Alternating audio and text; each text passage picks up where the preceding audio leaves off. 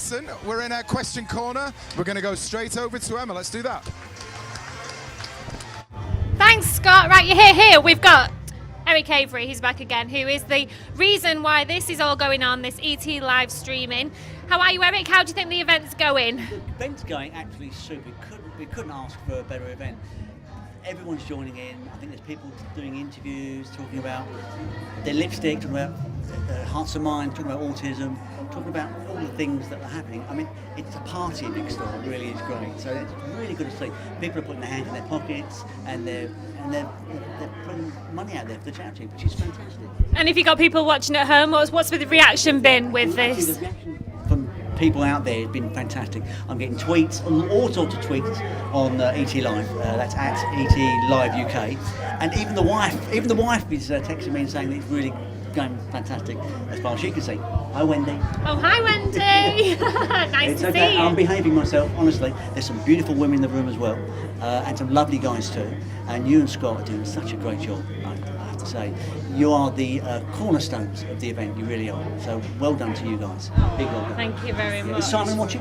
Simon's watching, yeah. Simon. Simon's watching with the boys. Yeah. I hope they're behaving themselves. No, they're probably running around, running ragged everywhere.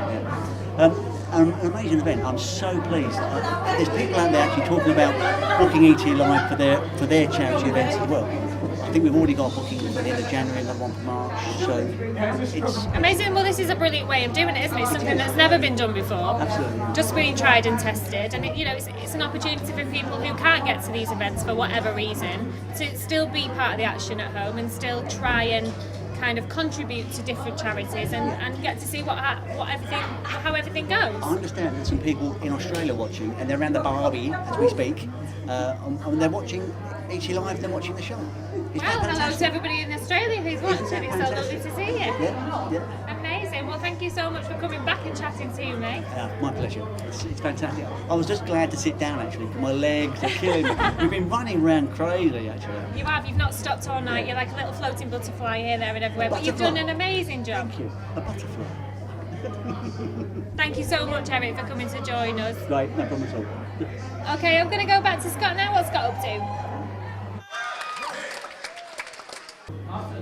Okay, so that was Keith Duffy with his very moving story about his child with autism. What a great story. But I'm joined now in Tweet Corner, Dictionary Corner with Cheryl.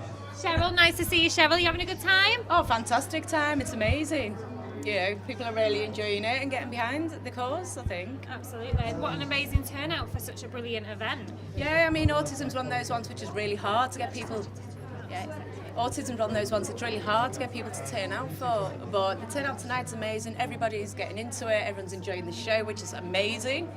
And we just hope we raise lots of funds for the cause. Absolutely, because these events come round all the time and everybody gets asked to go to all these events, and it just shows you that times are hard quite around now, and still people spend the money to come and support such a brilliant cause, which I don't think there's enough fundraising for autism personally. No, there isn't, and there's not enough awareness about it either. I mean, it's a really difficult disability to get people to be sympathetic for. They just see this kid having a tantrum in the supermarket and they think the child's naughty. He's not. He's he's overloaded sensory-wise, and it's the noises will be hurting him, the lights will be hurting him, and people need to.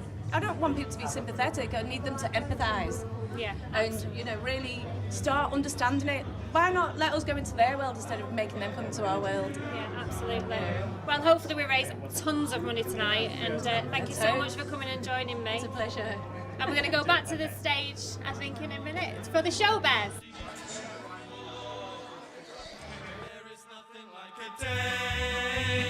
Nothing